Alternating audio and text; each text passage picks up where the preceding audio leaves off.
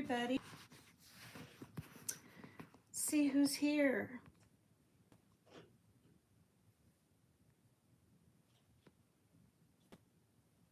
Oh wow, lots of people. Hi. Hi, Mary Jane Doe. Hi, Glitters and Gold. Sassy Mama. Somebody from, I don't know, Indonesia or Japan or something. And we've got good morning from Switzerland. You're my first person from Switzerland. That's so cool. OPMOB family. Thank you. How exciting. Wow. And then, of course, Daniel Berry Sports Highlights. And Sarah Queenpin Clark, who turned 39 yesterday. It was her birthday, you guys. Sierra Queenpin Clark. And we've got Ballsack Feet Stink. You look like my mom. Really? Well, I wish I was that young looking now. I'm older than my avatar, of course, but I still look like my avatar, kinda. Hi, Smiley Miley. Oh, goodness, I have to keep hitting on chat to get through. All right, you guys. Well, you know, I don't want to read and then wait days and read. It just doesn't make the book or the story very interesting that I'm reading. Drinking, a love story, a New York Times bestseller. It definitely was, whatever. It was written in 1996. And it's a true story with the names changed. So it's all about basically a relationship with alcohol. That's what out. And the family dynamics and everything that this woman went through. And what she goes through would definitely, yeah, Sierra. Happy birthday. You know, what she goes through should resonate with male or female, that's for sure. How you might not think you have a problem, but you kind of know you do, but you're kind of in denial, but then there's justification. And as most people know, I've been sober since 2011 and plan on staying sober, but it is one day at a time, right? So the music we heard is by Cheel, Cheel. And I don't know, it came up in my YouTube studio library. The songs are really mellow and kind of slow. The last one that played was called, the name of it is Kurt, K-U-R-T. And these are just snippets of songs, 2 or 3 minutes. And I really like Cheel. I don't know where they're from. I know nothing about we love you and like you cutting up a bug. Oh, there's Honor or Honor. Hello. Well, I know. I'm haven't been in the mood much lately to do that. I speak to my mom every day or every other day, and it's hard when you haven't seen someone in so many years because basically I've had to take care of my son all these years, and I'm halfway across the United States from her. And then there were money issues for years. Thanks, Honor. Thanks for saying that though, because I do love dance, and I will again one of these days. I'm just a little nervous to find out about her cancer. Yeah, and I think she probably is too, even though she doesn't let on to me. But I have a feeling this coming summer I'll be flying there. I have a feeling. And there's always time for that later. Yeah, the dancing. But she has a friend that flew in. I didn't know this was arranged or anything. A friend that she's known for 40 some years from Vermont, when she lived in Vermont, and they're still friends, and she's up to say hello and I guess help clean up the house a little bit and take care of some things. So her husband, when I called, Carol up at the airport. Oh wow, Raman Gupta official 22. I'm good. Yeah, that'll give her someone to share her feelings with. And I mean, she can with me, but no matter what time I call, she's tired, she's weak. And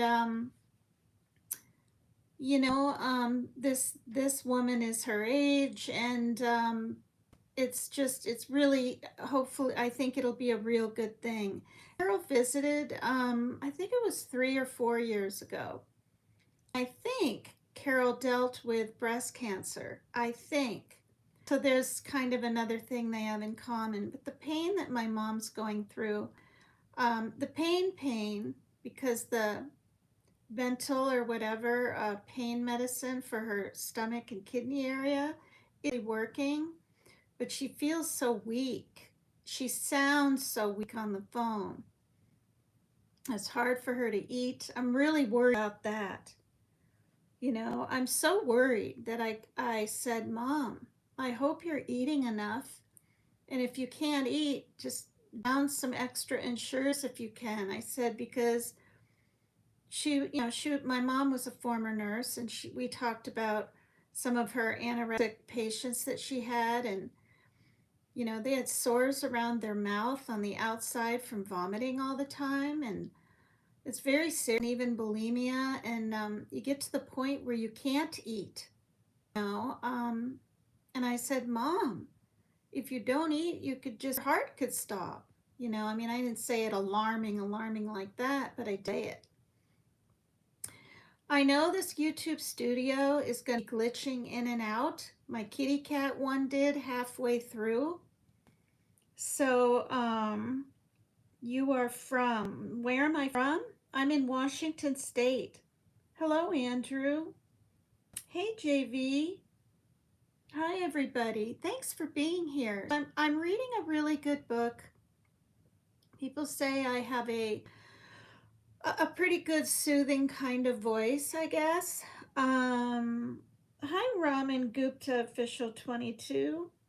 Oh, I already said that name. What do you talk about? Well, all kinds of things. When I started out on my live a year and 3 months ago, it was I wasn't really covering the mainstream crime issues because everyone else is, right, in the true crime community.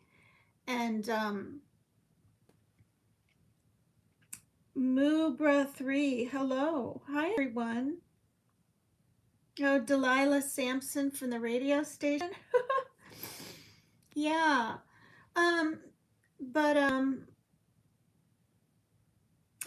nice. Well, that's nice. I mean, my voice is a little high, but it is what it is. Mubra3, how am I? Hi, you guys. So I'm in Washington State, and when that song by Cheel, Cheel, was playing, did you guys hear the really loud airplane? I mean, that was a little too close for comfort. I was just like, what on earth? First, I thought it was the NOS coming out of someone's car, right? Because there's a guy that kind of revs his car now and then. It wasn't. It was a plane getting closer and closer to the house going over, I guess. I mean, there's an airport about 5 miles from me, but oh, thanks. Yeah, I mean, of course they're fake, it's a wreath my friend gave me. Can you guys see my PT's Extreme cup? It's the white with the red inside, and then a little, I don't know how to zoom in this iPad, so I don't think I want to mess with it, but to the left of it, it says something to the effect, I don't have it memorized, plaque. Maria G from the UK mailed me those things last year, and I really appreciate something like going through strife or something will make you stronger, blah blah blah. Oh, well, I'm honestly like I'm just in a sweatshirt and my sweats and I didn't fix up my face. I just kind of did laundry today and put around the house and made some phone calls, and my son's psychiatrist called and I'm usually part of that conversation too. And just things like that. Then I called my mom, and it is 8:30 here, but many times I do. If you look at my other videos, like even the one last time when I read, you'll see exactly what I look like. I look just like that.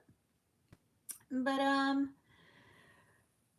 so anyway, I only had 25 minutes left, you guys, on my StreamYard. And with the StreamYard, it's much more it's not as glitchy and it's just better. 25 minutes, and I didn't want to start. I probably should have played music over there, but then I would have had to come here. Where are you from? My first time here. I was born in South Dakota, and then my parents got divorced. I ended up going to high school in Vermont, and then in middle school, and then I ended up in Washington State because when I was in Vermont, I met a man from the Bellevue, Seattle area in the Air Force. And he ended up having children and things like that. And then we got divorced. But I'm still here in this state because I told his father, when he signed kind of like primary custody kind of over to me. I say kind of because it's just on paper. We did share him as he was growing up. I promised him I would never move out of the state, because I know it's important for him to see his son. And yeah. So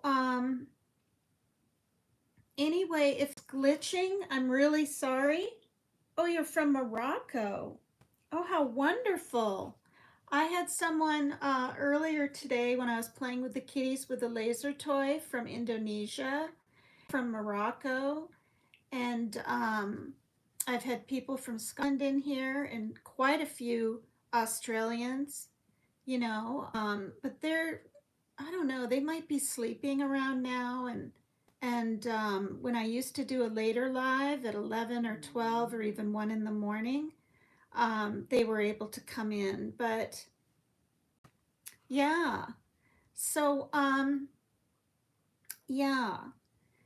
All right, you guys. So what I'm gonna do is prop this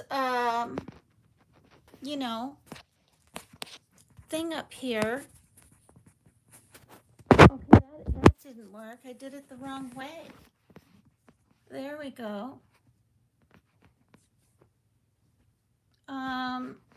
And also I can't even buy StreamYard, the next thing up, the next plan up, because I have to get a new card because someone was trying to hack into my card. And what's nice is that my bank,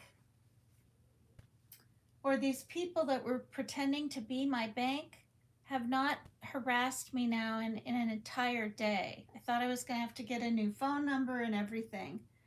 But be careful, just because people call from bank, it's not them. And just because they say they're going to send you notifications and talk about security first and all this before supposedly trying to help you, it's not them. I don't even answer. When anyone calls from my bank door, I don't answer. I just don't. I can't trust it. Okay, so we're on chapter 6. The name of it is sex. All right. Chapter 5 was in vodka veritas. Veritas, my friend, golly, what's wrong with me? Raider said Veritas in Spanish means truth. Chapter 4 was called Hunger, how you can have a hunger for alcoholism and a craving. Chapter 3 that we read before that is just a paperback book. It's written by Carolyn Knapp. Chapter 3 was Destiny, and Chapter 2 was Double Life, how you almost feel like you're leading a double life if you do have a drinking problem. And Chapter 1 was Love, because her first love really ended up being alcohol. You know, a lot of us feel like we literally need it to cope. I didn't drink every day. I wasn't owning bottles of booze or anything like that. But when I started having drinks or beers or something, I didn't want to stop, you know? So I needed to stop, and I did in 2011. All right, so we're on chapter 6. This chapter is called Sex. One morning you wake up and open your eyes. Your head feels like it weighs way too much, so much it hurts to move. You feel a throbbing behind one of your eyes or in your temple, a sharp pain, a steady ache. Your brain hurts as though the fluid between your brain and skull is thick and inflamed. You feel mildly nauseated and you can't tell if you need to eat or if eating would make you sick. Inside, everything feels jittery and loose, like a car with bad wiring. For the people that came in later on, these true stories, just the names have been changed. And I can't read chat on this video YouTube because as soon as one chat comes up, it slowly disappears into the screen. I have to keep hitting a button and I'm not going to be able to read. So I'm going to read, I'd say half of this chapter, depending on how long it is, and then I'll take a peek at my chat and I'll go back to reading. So if I miss your name, your question, I'm not ignoring. I'm just reading. Next to you in the bed is a man. Perhaps you know him. Perhaps you don't. You experience a moment of disoriented panic. What happened? Exactly what happened. And you take a quick inventory. This book was written by a woman, but I'm sure men can relate too. Are you naked? Clothed? Is there any evidence of birth control? An empty condom wrapper, your diaphragm case lying on the floor. You close your eyes. You want to pretend to be sleeping in case he stirs. Mostly, though, you want to collect your thoughts. Try to patch the evening back together.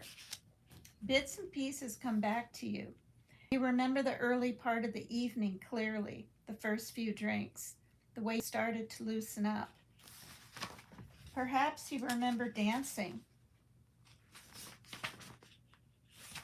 or sitting in a corner with this man somewhere dark, a bar, a restaurant, a quiet room away from the main party. Then things start to get a little blurred. You remember laughing. You were making jokes or laughing at his jokes. You felt gay and light, and you had a sense of freedom, as though some secret part of you were rising up, a part you rarely have access to when you're not drinking. It felt like a kind of relief. Sober is dry and uptight. Drunk is fluid and liquid and loose. There are more drinks. Things get blurrier. At some point there was touch. He put his hand on your arm, or you put your hand on his arm. You looked at each other smiling, and you felt attractive. And that feeling gave you a sense of power and possibility. Your head pounds. You lie still in bed. The clear memories stop there, and all you have is spits.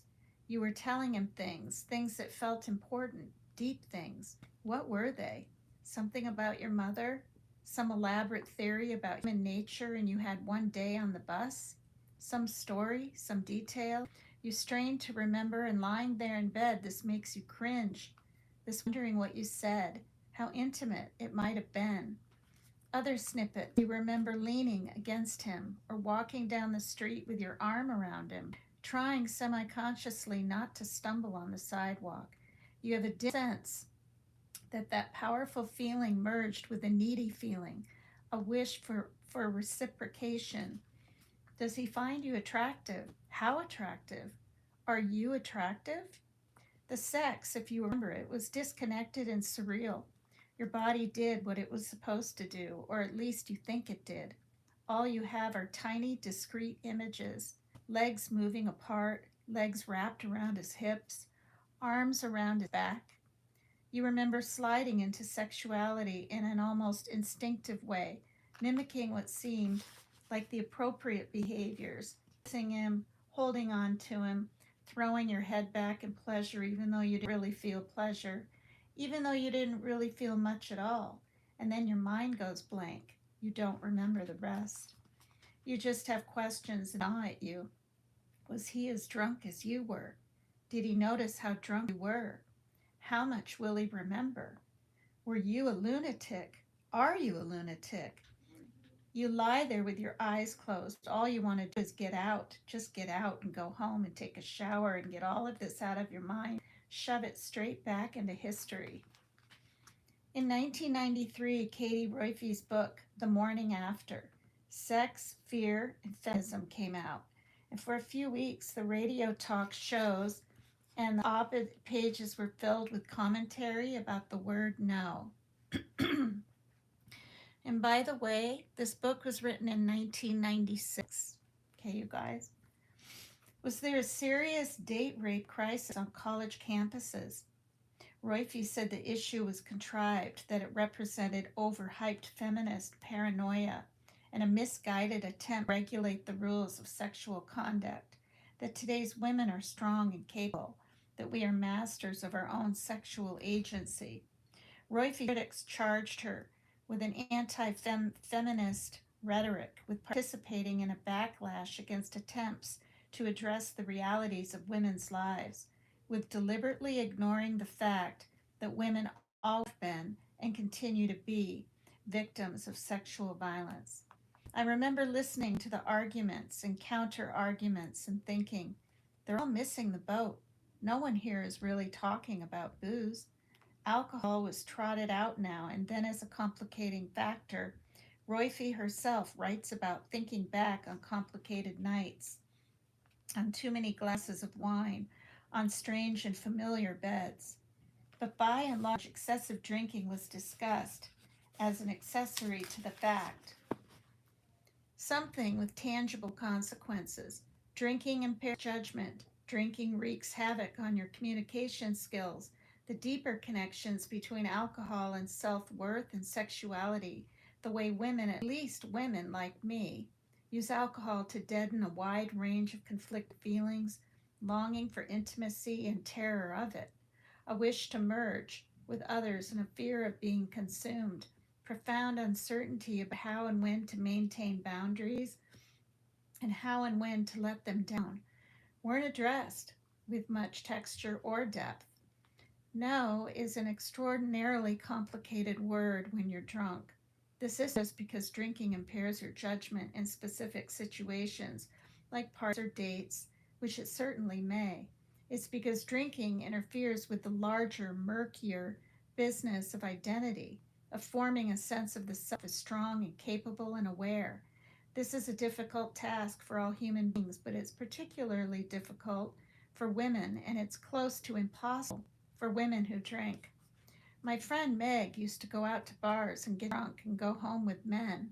The sex was anonymous. She usually didn't remember names in the morning, and the consummation of the act was in many ways beside the point. There was something deep and compulsive about the behavior, some part of her that felt driven. When she describes this, Meg talks about a component of anger and rebellion. She was in her late 20s and early 30s at the time, and she'd spent the better part of her young adult life responding to her fears about intimacy and sex by shutting men out, steering clear of relationships. There was something about drinking, something about getting drunk and sleeping with men she didn't know, that gave her free rein to a host of buried feelings, to an undercurrent of neediness and longing she'd kept compressed in the darkest corner of her soul for years. The drink released this current, let it stream up and out. There was a fuck you element to it, a feeling of fuck you. I am going to get what I want, even if I don't believe I deserve it. Frustration and shame and fear and self loathing and release, all rolled into one, all liquefied and drained away by drink. She drank and she just did it. Just said, fuck you, to her own complicated mix of feelings, and did it. In some ways, it worked. Drunken, anonymous sex gave her the illusion of intimacy with none of the attendant risks, none of the aching vulnerability of sober sex. If you both long for intimacy, fear it. If you feel unworthy of it and ill equipped to receive it, ashamed of yourself for wanting it, alcohol becomes the most useful tool, a way of literally drowning the conflict. It's a way of giving license to the part of you that wants to say yes. Yes to life, and yes to deep connection, and yes to touch and comfort and love. The sad thing is, whatever sense of affirmation you get from anonymous, drunken sex is usually metabolized away with the booze in your system. Meg would wake up in the morning and feel like an idiot. She'd feel shame and regret and confusion. Oh shit. Head pounds, hands shake, mind races. Oh shit, what have I done? She'd wish she'd said no. Boundaries get so fucked up when you drink, so blurred. My sophomore year of college, some friends took over a lounge in one of the dorms on campus and threw me a birthday party. Kegs of beer and bottles of vodka and trash cans full of ice everywhere. I wore a little black dress, one in a series of little black dresses I'd get plastered in over the years, and I got drunk and danced, something I never did sober. I danced with a guy named Bruce who had dark curly hair and blue eyes and seemed sweet in a shy way. I remember getting drunk. I remember how the drink mixed with the rhythm of the music and gave me a sense of connection to my own body, gave it permission to move. And as the music shifted from fast to slow, I found myself leaning against Bruce, my face against his neck, his arms around my waist and back. There was a sense of surrender, a melting into the shape of his body, and a sense of myself as pretty and giddy and free. Years later, I would be reminded of this watching Meg Ryan in When a Man Loves a Woman, in a scene early in the movie when she and Andy Garcia are out at dinner on their anniversary and she's drunk and dancing with him that same way, draped all over him, laughing, just a tiny bit out of control. That's how I felt dancing at the party, as though the alcohol flipped some switch and click, worked its familiar magic, turned me into someone who laughed and danced and felt sexual. Flash forward an hour or two later, no memory of what happened, none at all. Somehow we ended up in bed in his dorm room, his roommate in the next bed. I had only the most dazed sense of this, a narrow twin bed, a fuzzy drifting in and out of consciousness, the briefest shock of recognition when it hit me that a penis, this man's penis, was pressing into me. After that, I guess I passed out. In the morning, I gathered up my clothes while Bruce was still asleep, put my black dress back on, and wobbled up the street toward my own dorm. It was 7 o'clock on a Sunday. The campus was deserted. I had a feeling of shame. Yes, no, maybe. Yes on one level, no on another, yes and no on yet another. Truman Capote once wrote that he saw in Elizabeth Taylor an emotional extremism, a dangerously greater need to be loved than to love. Me, I was too cautious and inhibited and scared to give in to extremism of any kind in sobriety, emotional or otherwise. But when I drank, it happened. When I drank, the part that felt dangerous and needy grew bright and strong and real. The part that coveted love kicked into gear. The yes grew louder than the no. The first time Meg had sex, her best friend advised her, just get drunk. It'll be easy. So that's exactly what she did. She got drunk then, and she got drunk the next time, and the time after that. And after a while, the idea of having sex with a man without getting drunk first seemed pretty much impossible. I grew up the same time I did, coming of age in the late 1960s and early 1970s, long before people talked about things like safe sex or even contraception, and many years before women's health organizations and magazines began encouraging women to take charge of their sexuality, to learn about sex and enjoy their bodies. The picture of female sexuality she acquired came from movies and TV. A little Marilyn Monroe here, a little Mary Tyler Moore there. Sex bomb, good girl.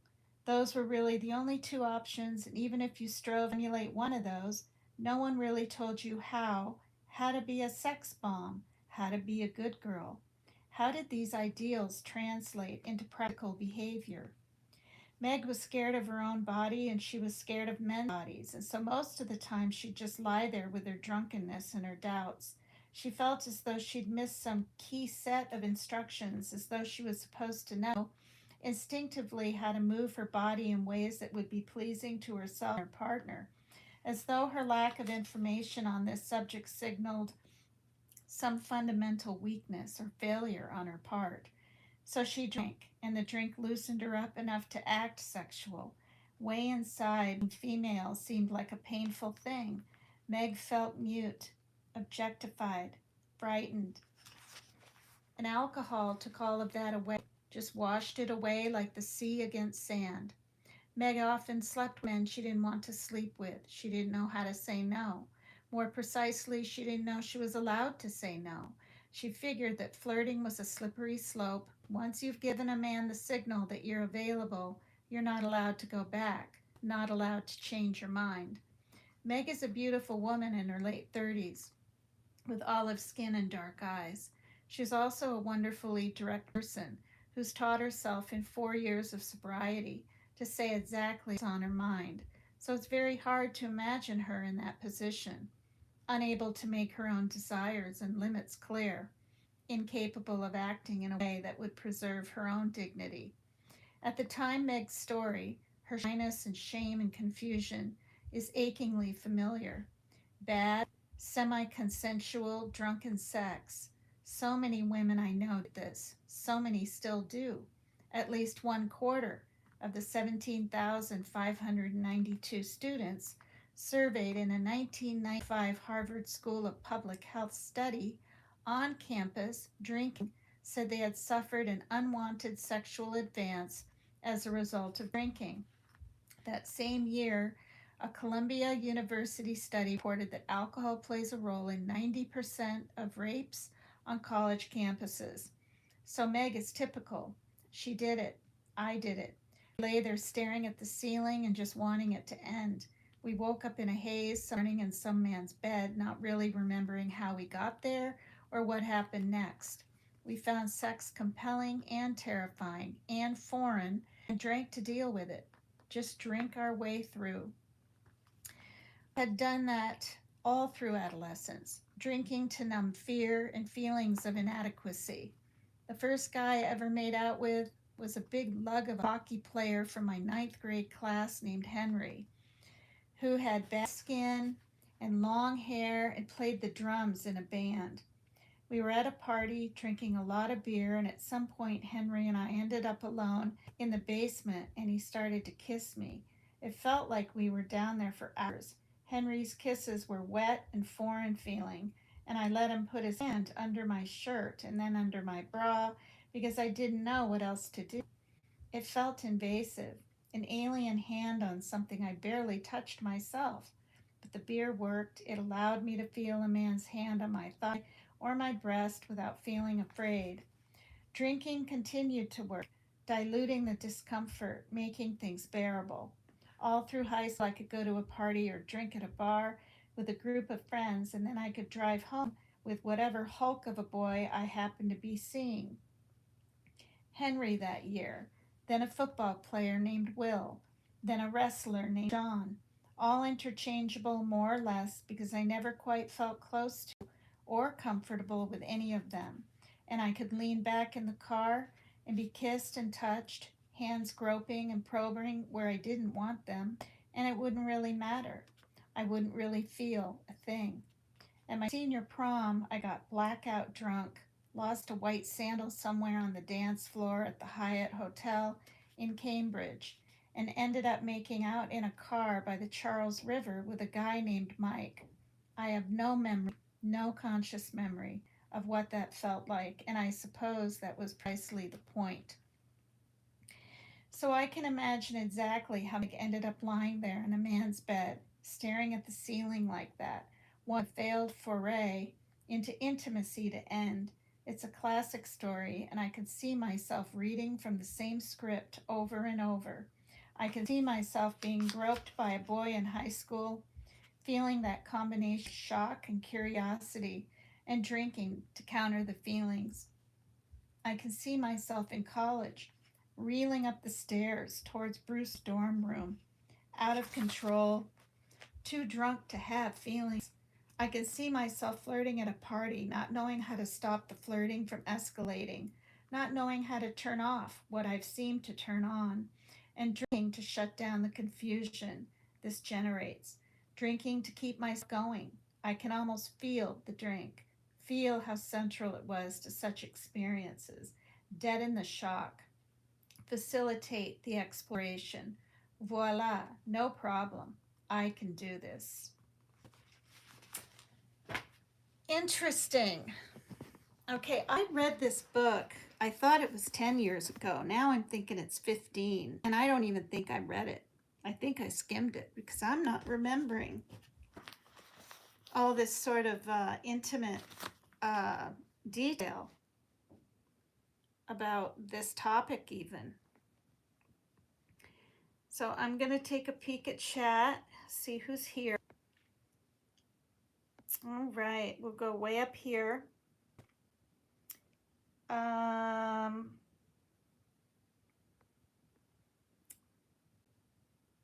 Okay. Hi, Sean B.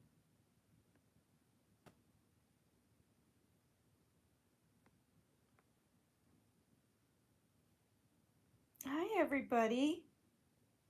Mary Jane Doe.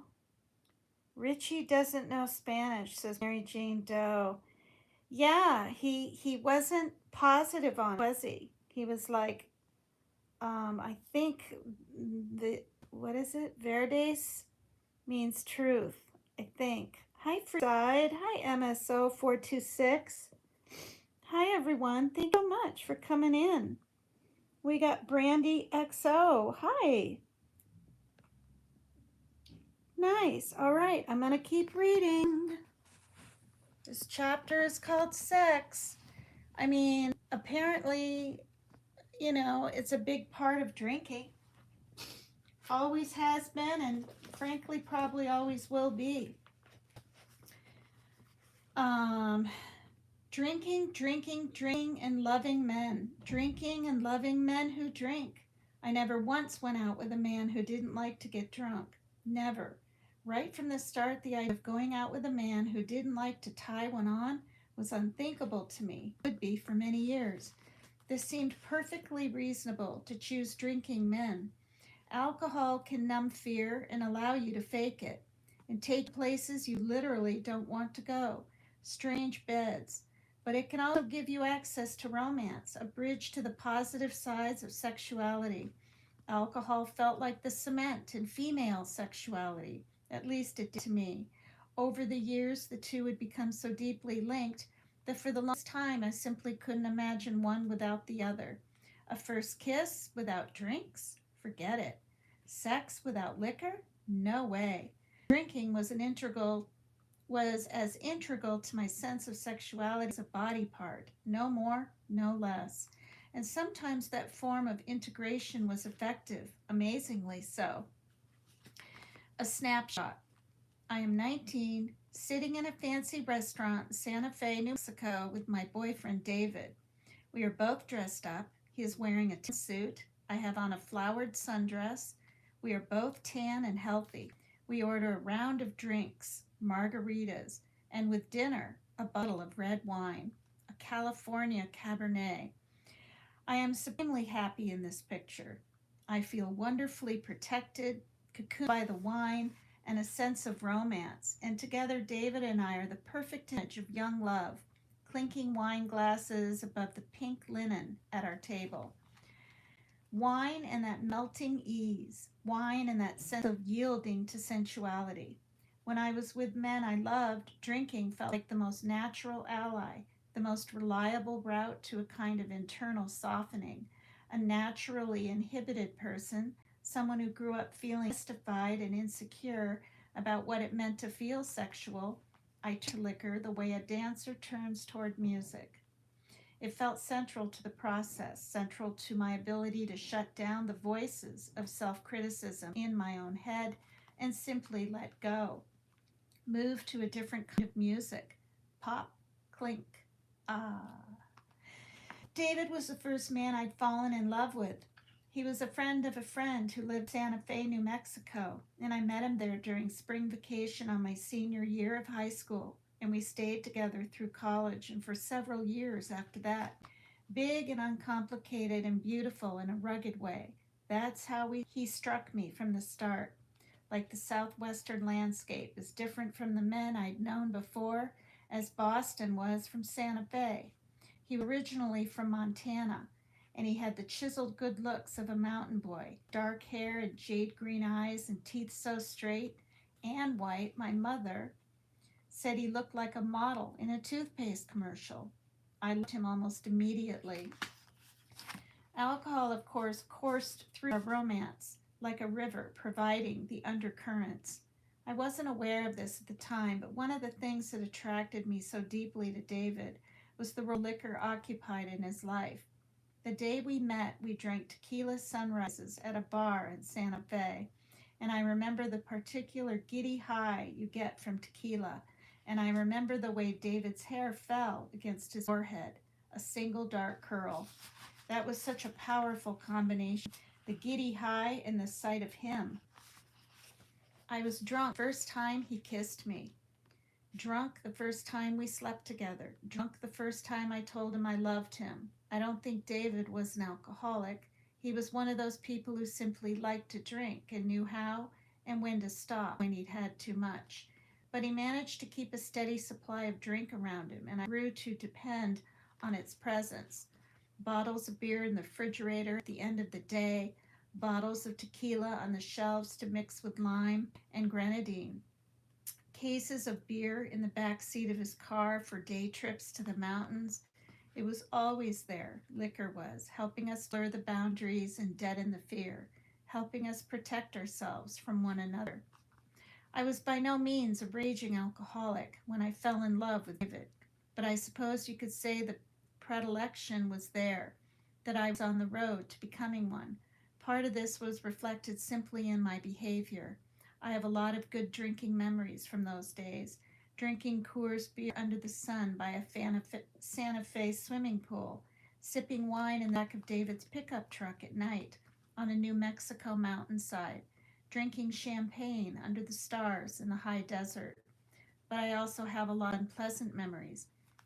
Memories of blackouts, memories of explosive liquor-laced fights, a particularly embarrassing memory of drinking an entire gallon of cheap white wine during a drive from New Mexico to Colorado, en route to visit my sister at a summer camp where she was working, then staggering out of the car when we arrived, loud and obnoxious and falling down drunk. I was 18 then. My sister was bald. More to the point, I think my relationship with alcohol began to deepen and shift around that time. My college years, moving from a simple tool, self-transformation, a way to relax and feel less inhibited, a way to be more sexual and open and light, into something more complicated, a more deeply ingrained way of coping with the world. Looking back, I can see how certain patterns were beginning to develop, certain classically alcoholic ways of managing feelings and conflicts and relationships that would grow more entrenched and complicated over time. Almost by definition, alcoholics are lousy at relationships. We melt into them in that muddied, liquid way rather than marching into them with any real sense of strength or self-awareness. We become so accustomed to transforming ourselves into new and improved versions of ourselves that we lose the core version, the version we were born with. the version that might learn to connect with others in a meaningful way.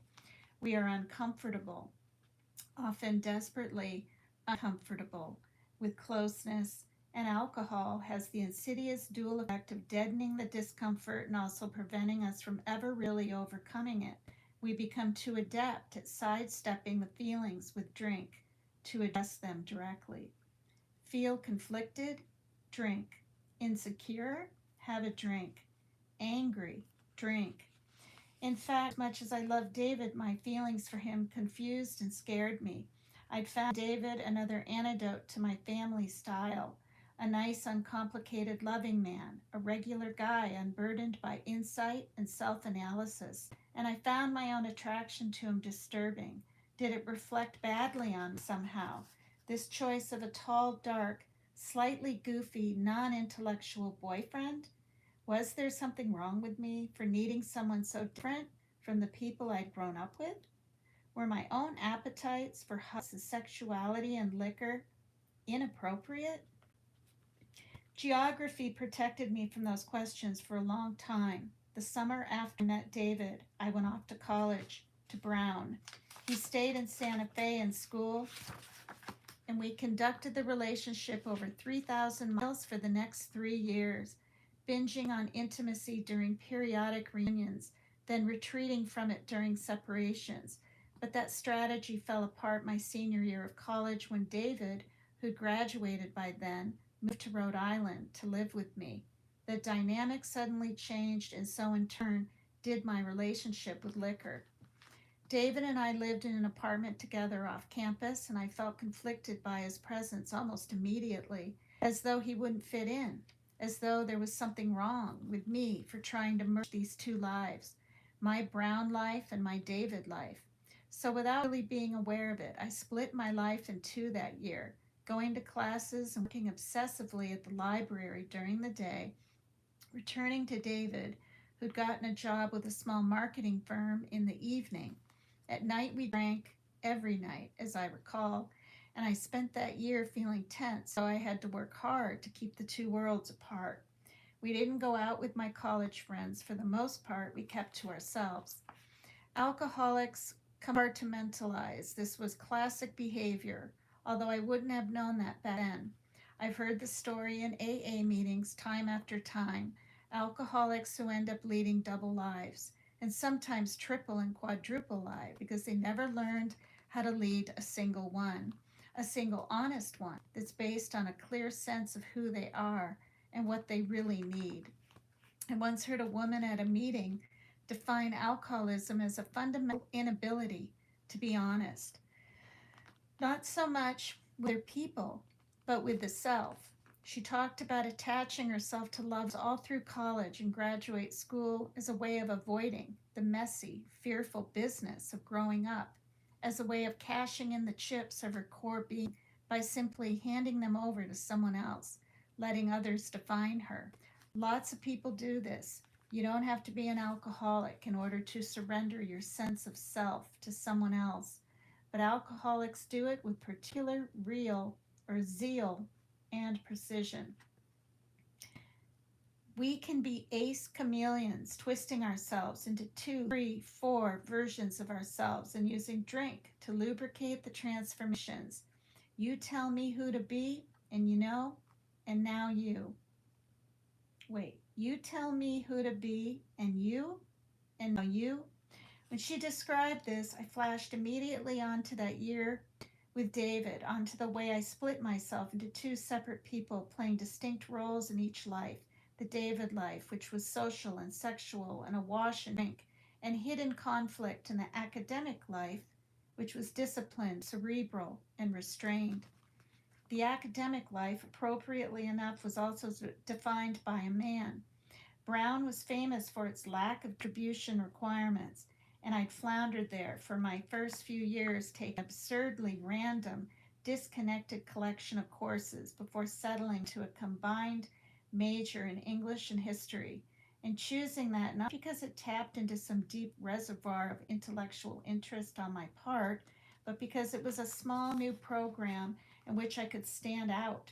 A man named Roger headed that program. He was in his 40s, an immensely popular member of the English department, and he had a razor sharp intellect, and he was the first professor at Brown who made me feel special. I'd wanted that feeling desperately. It's another classic impulse among alcoholics to seek validation from the outside in, and I hadn't found it in college. The school was too big. I didn't have an instinctive sense for to fit in, and I didn't have a clue about what I wanted to study. Academic achievement was something I'd always sought as a form of reward. Good grades pleased my parents. Good grades pleased my teachers. You got them in order to set up approval. Roger, whom I met as a junior, gave me precisely that brand of approval, and I'd found it familiar and reassuring. He gave me a purpose, someone to please.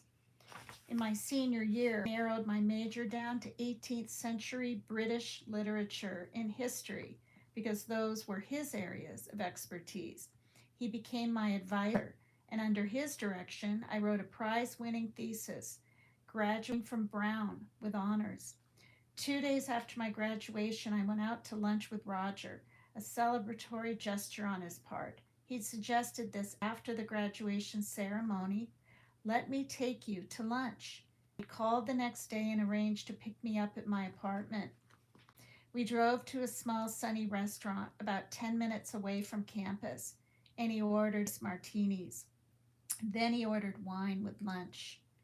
We ate lobster salads and talked about, we ate lobster salads and talked about writing.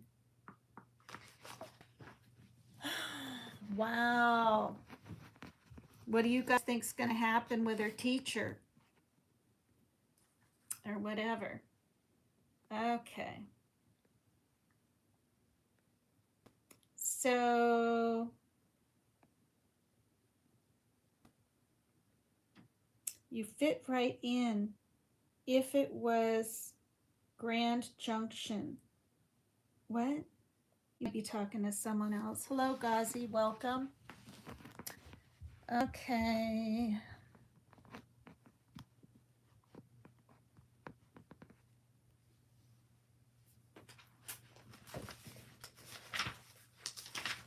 See how long this chapter is. Okay. All right. So they ate lobster salads and talked about writing. After lunch in his car, Roger leaned over suddenly and kissed me on the mouth. I was startled and scared and confused when he kissed me, but I was also drunk, so I let him. I let him keep kissing me, and I let him put his hand on my breasts. And when he called me on the phone a few days later and asked me to have lunch with him again, I agreed because I didn't know what else to say. I must have gotten drunk with Roger 6 or 7 times that summer. We'd drive to a different restaurant each time, and we'd have many drinks, usually martinis, like I'd had with my father. And after lunch, blind drunk in the daylight, we'd sit in his car and I'd let him kiss me again. I'd close my eyes, panicked inside, but numb, very numb, and I'd feel his breath on my neck and his tongue in my mouth, and I'd just sit there, not knowing how I'd gotten into the situation and not knowing how in the world to get out. I couldn't have done this without drinking. David would go off to work in the morning, and I'd go off to lunch later in the day with Roger, and I'd sit in the car while he kissed me and worry drunkenly about getting home before David got home, and sobering up and trying to keep the anxiety out of my eyes. One day Roger asked me about David, and I told him he was moving to Chicago at the end of the summer to go to graduate school. Roger smiled. Oh, good, he said. Then we can become lovers. Lovers? I'd graduated that spring without a clue about where I was headed. Writing loomed as an ill-defined but daunting possibility. So did medical school, psychiatry. But honestly, I hadn't so much as sent out a resume. Like I said, I didn't have a clue. Oh, good. Then we can become lovers. We were at an outdoor restaurant in Newport, Rhode Island, when he said that. And I remember vividly that I picked up my glass and gulped down the rest of my drink. A breeze was blowing, the sun was in my eyes. I thought I was going to throw up. For the next decade, I really talked to friends about the I rarely talked to friends about the relationship with Roger, and when I did, I described it the easy way. He was the villain and I was the victim. There's truth in that, but it's also true that I put myself in his path, that I made myself an easy target, and that drinking facilitated that process. We'd had one lunch before, the one where he kissed me, and several weeks before my graduation. We'd walked down to a tiny basement restaurant called Poe Fo, a cozy place with brick walls and wooden tables. We drank martinis that time too, and I could tell that Roger found me attractive. I also understood, however, abstractly, that the martinis allowed me to indulge in that attraction, to flirt with it, to tap into a feeling of power I was otherwise too self conscious and fearful to acknowledge. After the second or third drink, I know that I was leaning across the table, interest in my eyes, asking questions, drawing him out. I asked him about writing and about his career and his background. I smiled demurely at all the right moments, maintained the right amount of eye contact, cultivated that particular ego stroking blend of vulnerability, reverence, and detachment. I don't remember how I really felt about him at the time in purely objective terms. Was he a nice person? An asshole? I don't know. Nor do I remember feeling physically attracted to him in any genuine way. Feelings of lust, if I'd had any at all, would have seemed shameful and incestuous to me. Roger was a father figure to me, and I wanted the kind of adoration and esteem from him that a little girl wants from her dad. That wish gets complicated when you're a young woman who's had too many drinks. What I remember from that lunch is the drive to please, to generate approval, and to do that by somehow sexualizing the relationship, because that's the only way I knew how. This is an instinctive way of responding to someone whose affection and validation you covet. Okay, this is an instinctive way of responding to someone whose affection and validation you covet. I've seen women in college do it for years, smiling up coyly at professors or older boys in fraternities. I'd seen it done in movies and on TV all my life.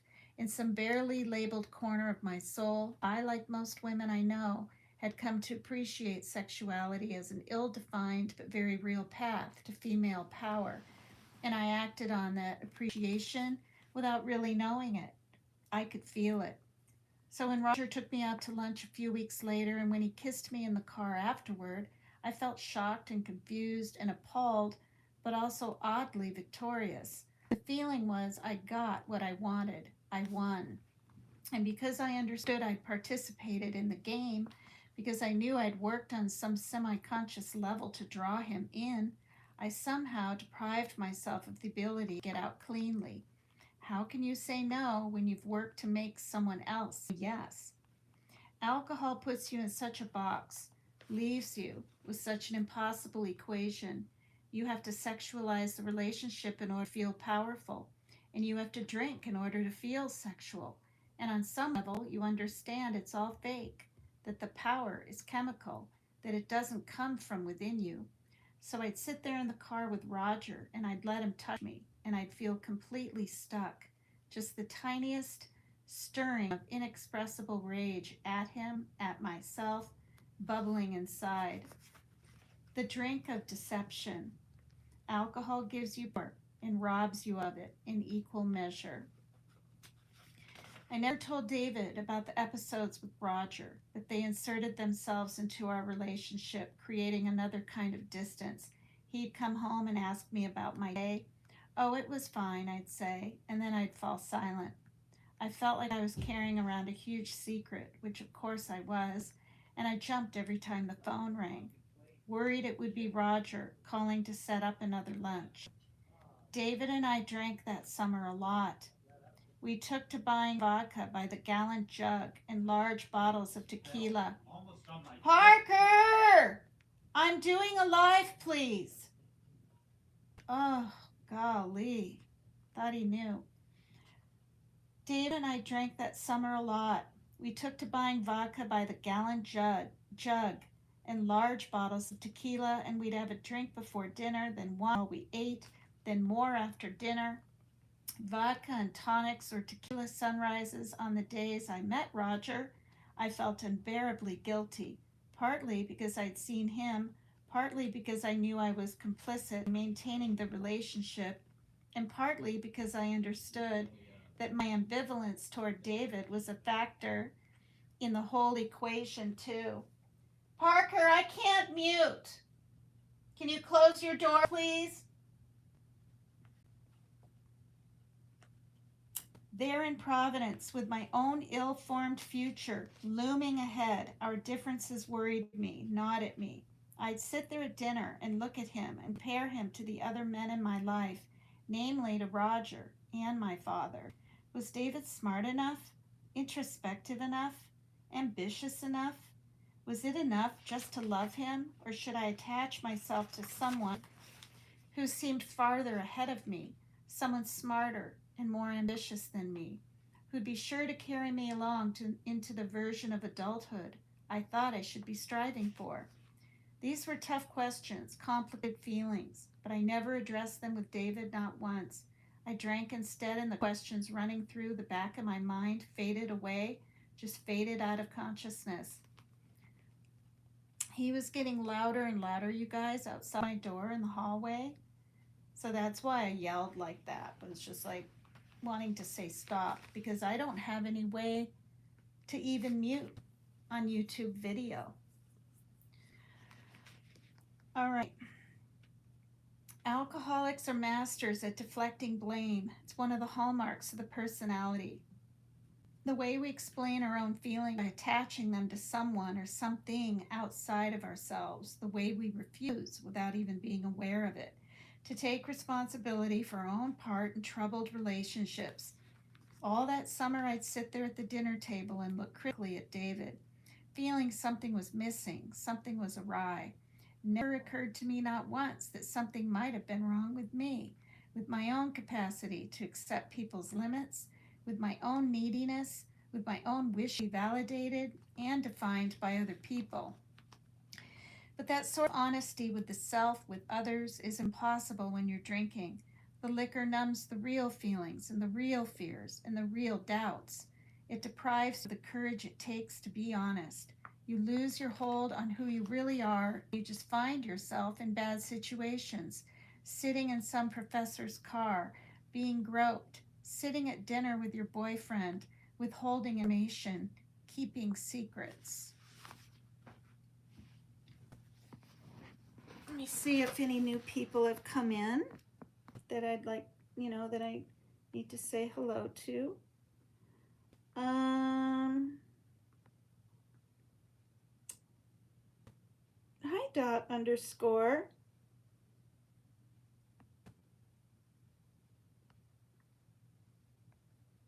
I think Dot's in here. You guys are saying, oh, there, hi, Dot _ hello. I saw people saying, hey, Dot, but then I see your name, but then I did. Okay. My father kept secrets too. At the end of that summer, the Roger summer, my mother called me on the phone and said she had something she wanted to talk to me about. It was a weekend morning in late August, and I remember sitting down at the kitchen table, tracing the red and white checks on the tablecloth and thinking, someone's died. My mother never called to talk about anything serious, and there was an unfamiliar strain in her voice. She said, I'm thinking of leaving your father. You are? She sounded embarrassed and edgy, as though explaining this was going to be exhausting. Oh, sweetie, she said, it's such a complicated business. Then she told me that my father had been having an affair. The relationship had been going on for 7 years, and she couldn't tolerate the betrayal anymore. She was about to go off to Martha's Vineyard for a few days to think things over. This was stunning news. You never would have known, just never. Thinking about my parents that afternoon, I couldn't remember one argument, one moment of overt tension, one episode that might have suggested anything so dramatic as an affair. And as I learned more, I would be astonished at the lengths my parents had gone to protect us from their problems. My father had actually moved out for a few weeks while I was in college.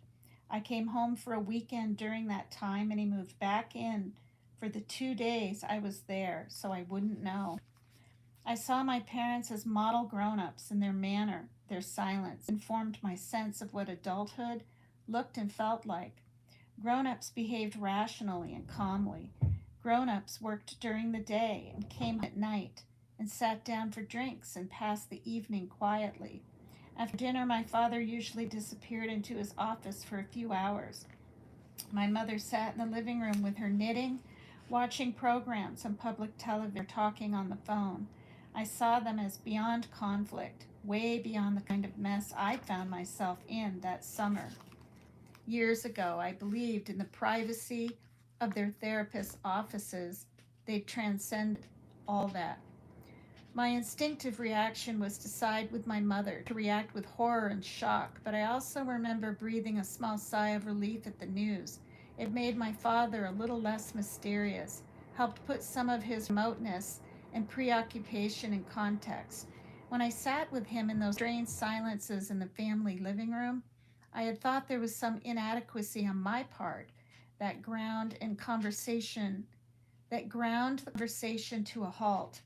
I'd seen him all my life on such an epic scale, lost in his own grand thoughts, above me and my small concerns, possibly even frustrated or bored with me.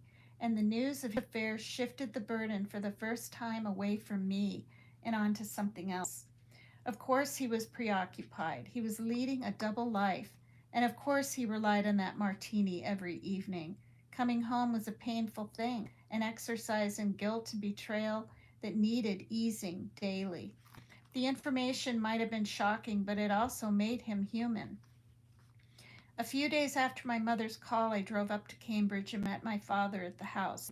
He seemed tense and tortured, and he tried in the most awkward way to explain.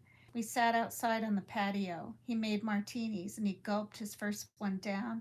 And when he spoke, his language was so ambiguous and abstract, it was nearly impossible to ask questions. He said, "There have been a lot of troubles," and I can barely recall another word he said.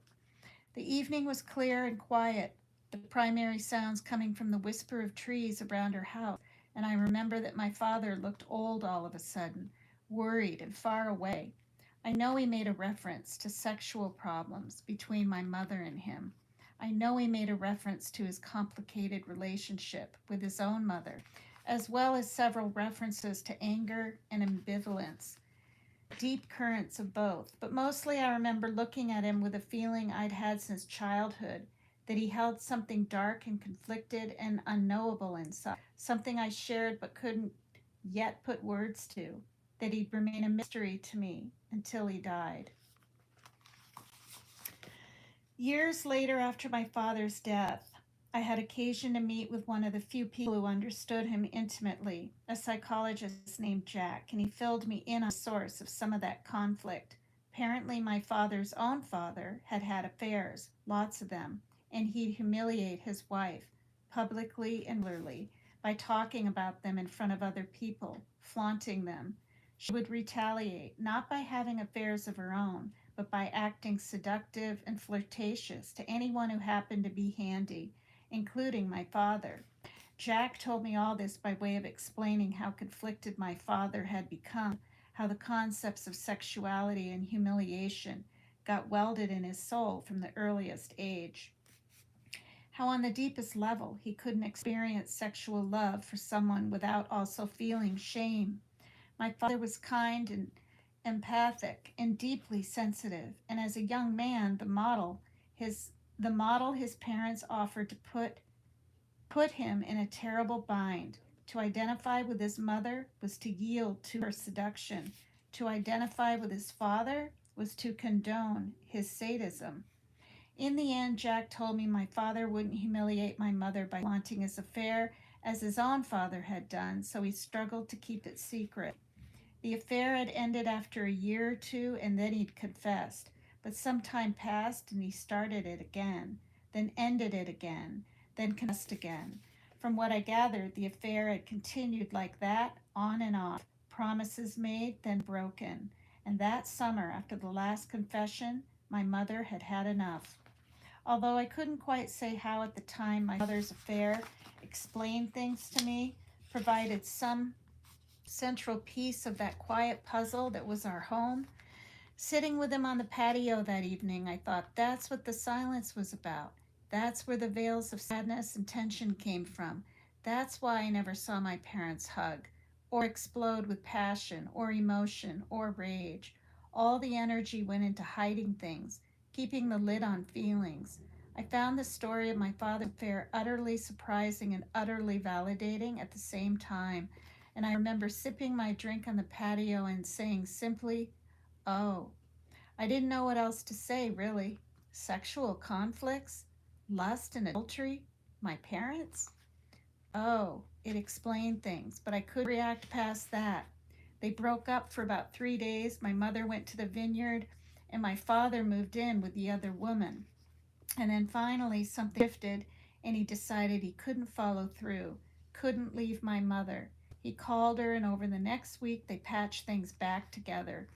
Years later, he told my sister that he drank almost the entire time he was there. Drank vodka and drank gin and drank and drank.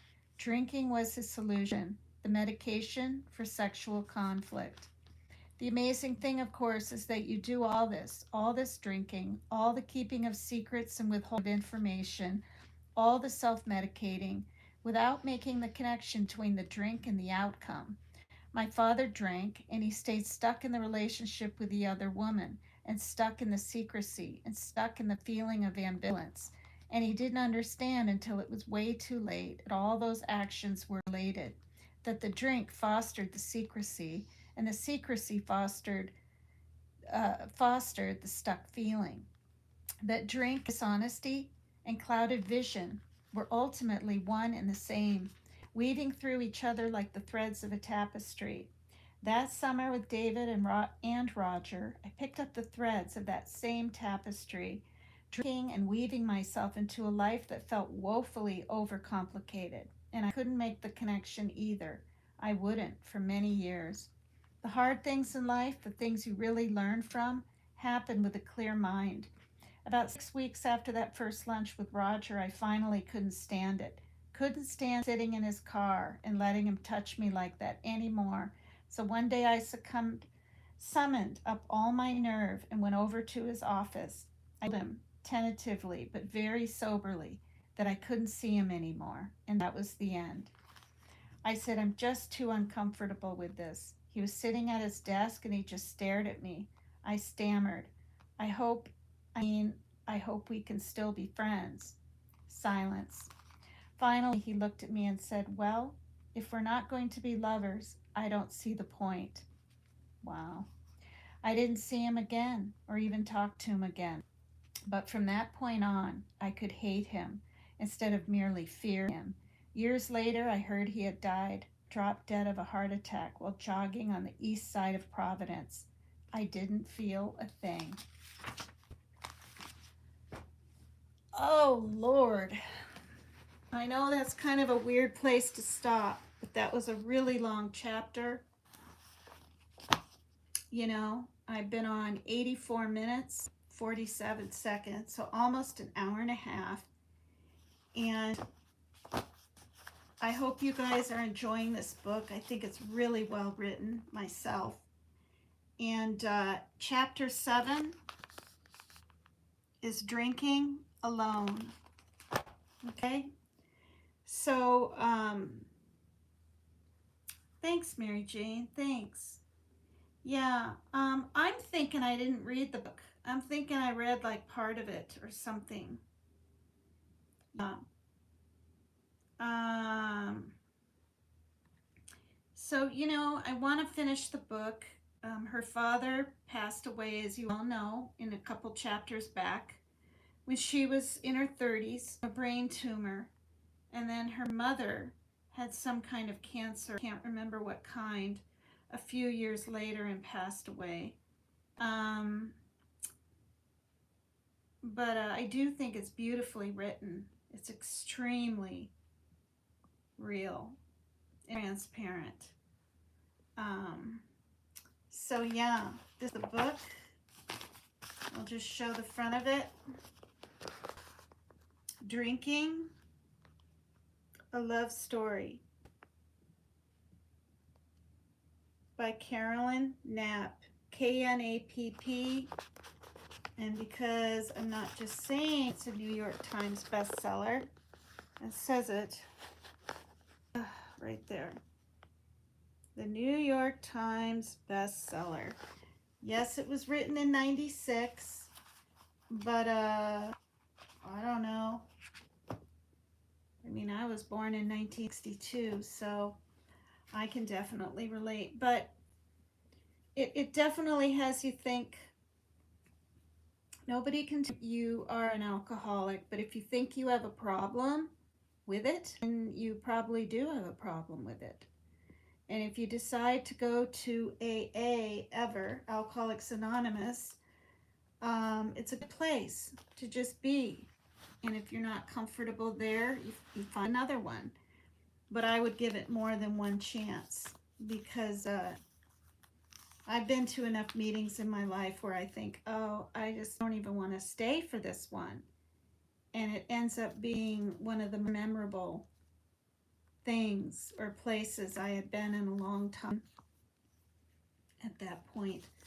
Okay, so today is January 16th. Well, for a lot of you on the East Coast, it's the 17th, but it's the 16th. Come to me and okay, so this, I'm reading this every day now. It's by Sarah Young, Jesus Calling book. So it's him beckoning us and calling us to him in these readings. Yeah, 1246. Mary Jane Doe, you're in New York. Come to me, he says, and rest in my loving presence. You know that this day will bring difficulties, and you are trying to think your way through the trials. As you anticipate what is ahead of you, you forget that I am with you, now and always. Rehearsing your troubles results in experiencing them many times, whereas you are meant to go through them only one when they actually occur. Do not multiply your suffering in this way.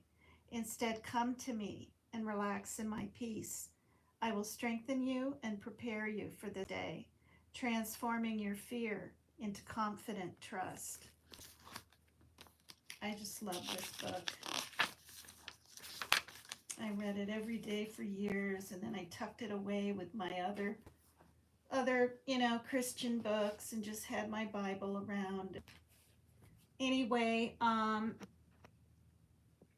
prayers, seriously, to everybody in California. I don't know how much the fires in Los Angeles contained, but I know this past week they've been just moving towards the southeast and across. So prayers and blessings to all those worried and suffering and who have, lost people or not lost people, have lost pets. I just can't even imagine. And for those of you that don't know my channel, I started reading this book, I think it was around New Year's Eve. Thanks, Mary Jane Doe. Thanks for all those hearts. Sweet. Really is. You're always you're really, really a sweet person. And everybody that comes in and supports me all the time. Hello, A1AVZ. Greetings, y'all. Yeah. Oh, I think I have some good videos. And they're just kind of all over the place, and they always have been, and they will continue to be. But thank you. That's so sweet with all the hearts and the prayer hands. That's right. And if you're suffering in any other way, just know that you can find friends on the internet. These chats. Yeah, so my chat's been pretty chill, I think, for the year and 4 months or so that I've been on. Well, I took this past summer off, June, July, and August. I had been through a lot of cyberbullying and just been through a lot of conflict and strife and contention and all this junk. But I came back, and so yeah, tomorrow we will read the next chapter called Drinking Alone, which I just didn't do that. Or if I had one or two, then I want to go out and hear music and not be alone, you know. But many people will pull the shades and just crawl into bed and down a bottle of booze, and or for days they'll drink booze. I heard incredible stories at AA, and but yeah. All right, I'm gonna go. This is PCT is Extreme. Please hit the like for me if you're willing to, and give me a subscribe. Please don't lie on my name at Papercut Tina. Please don't lie on my name. I don't know what that means. I mean, do I end my show, or I used to be like that years ago? Jamin Jadua. So you usually read books, maybe you have a good right voice. Well, thank you. That's very sweet. I enjoy reading, and honestly, I didn't like reading books at all till I was in my 40s.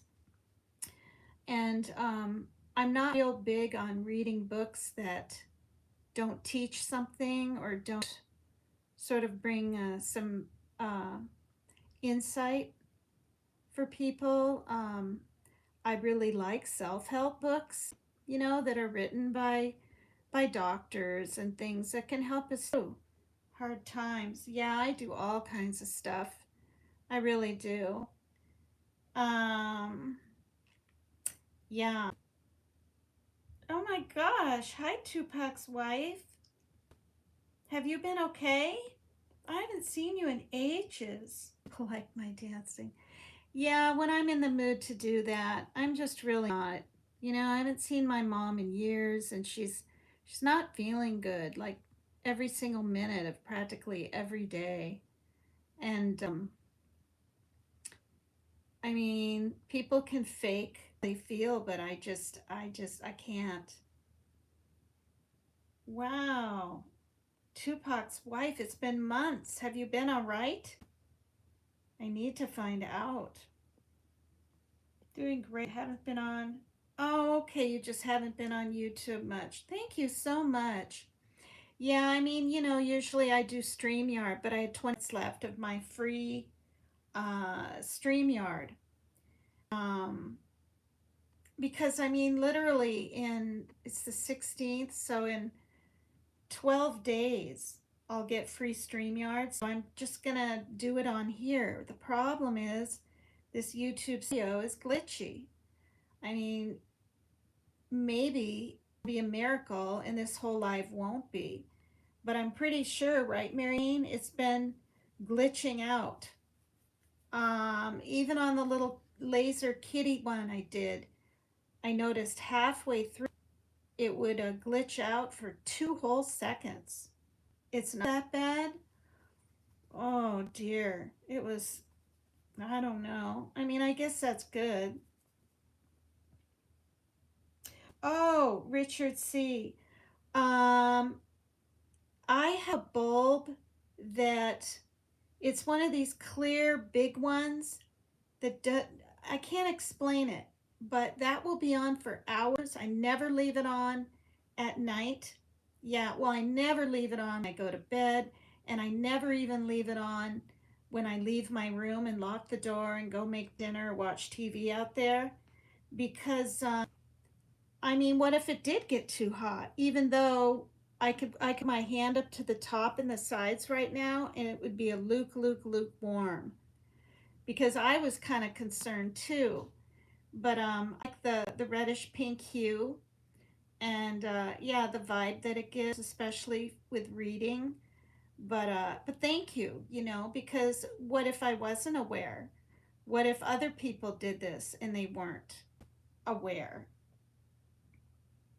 Yeah, sometimes I read, sometimes I don't. I have panels at times. on my StreamYard, but I can't have that on here. Um, but yeah, so I'm gonna go now. So happy to see you, Tupac's wife. Hope you can make it in again sometime. We've all missed you. And yeah, it's been an hour and a half. I hope you guys enjoy the story. And I should be here tomorrow with the next chapter. Because also, if I ever skip a day with reading this, it's not the end of the world. And I've already done it now a couple of times, right? In the past few weeks. Oh, thank you. That's wonderful, Tupac. Thank you.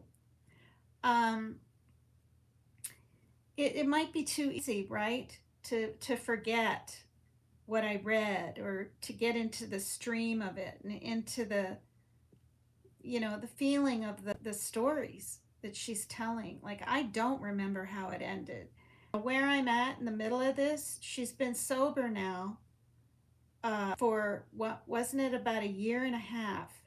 So she has a little bit of sobriety under her belt, and she met that lady named Meg, and but it's not in it's not really an Alcoholics Anonymous storybook thing. It's mainly her whole life. Her father was a psychoanalyst, and she always felt like he would try to get deep into her head, and it made her uncomfortable as a child and even a teenager. He was just very analytical, but as she sees now, he was fighting his own demons, with alcoholism and the affair. Yeah. Yeah, let's make it a great new year. I'm not fighting with anyone on the internet. I'm not arguing. I don't care if someone tries to pick one with me. Just one with me. You know what I mean? I don't have to I don't have to have a dog in every not a dog in every fight. What am I trying to say? I could say I don't have to have a horse in every horse race, but that's kind of stupid and silly. So. And because dog fights are horrible. I don't want to say, yeah, the toxicity is too much. It's stressful. It's bad. Um, Life can be short, as we see with these people with these fires. It was really upsetting. I think I said this once in the Eaton fire, in the Altadene town. A block from this family was the fire department. And she said, I'm not trying to judge the fire department, but we waited and waited for them to come and they didn't. Now, to me, that tells me they were somewhere else, right? They were probably over at the Palisades trying to put that one out still, because that was still ongoing when the Eaton fire started in Altadene. But that tells me, okay, I'm going to say this. The mayor, that lady mayor of LA, just a couple of months before this all happened, she downsized, or I mean, she cut the funds for fire protection, all of it. Why? When she knows that a lot of them live right at those Santa Ana winds, why she would choose to cut the funds for the fire department is beyond me. But I truly believe she is part of the reason. She doesn't want to be part of the reason, but she's part of the reason. People perished. I mean, let's be real. I mean, the firemen said it.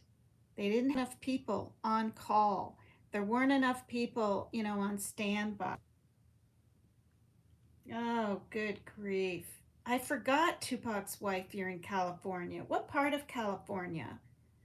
Tell me you're not near these fires. But she looked partially guilty and everything. To me, and embarrassed and this before, and now she's all beaming and big smiled. Well, she's not, her house didn't burn down, obviously, did it? And I'm thinking she didn't lose loved ones. So For people to have a fire station in their town that close and a horrific fire like that break out, I mean, it's really horrible. And I'd be getting a lawyer and suing if I lived down there, if I could. Oh, okay. Are you willing to say what town you even live by, Tupac? Or, I mean, maybe you don't want to tell us the city, but are you like, I don't know. Max Smith was in here the other night and he lives in San Diego. Oakland. Okay. I can't think what is that near? I mean, I've heard of it. Are coming for her now. Are they? Celebrities are wanting to sue the mayor, MS0, right next to San Francisco. Oh, thank goodness. So you're way kind of down. I keep tipping this up and down like this because the comments are way on the bottom. Yep, they were putting out petitions to get her out of office. Wow. I think she should be out. I just plain do. Um, I just plain do. I mean, I'm at the top of California towards Oregon. Oh my goodness. Okay. Wow. Little kitty's doing big meows out there. Big meows. Are you okay? She knows I'm talking to her, so she's. What is it? Meow. Meow. Poor baby. She's got all her other babies. It's probably the mama key. She follows me everywhere I go. Everywhere. I head to the bathroom, she's outside the door. I go to the kitchen, she's right up on the counter or on the top of the garbage pail, right? Or on the floor by my feet, or just it's so cute. Well, hi, St. Elmo's Fire. Hi. Yeah, so I finished that chapter and I'm going to end my live now and tend to Soots and find out what's going on. And again, prayers to everybody and for whatever prayer that you need. And I'll hopefully see you all tomorrow, okay?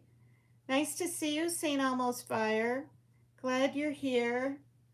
Structural 101. Show it. So good to see you, Tina, in chat. Thank you. I have to go back. Okay, good night. Thank you, everybody, for being here. Really, really appreciate it.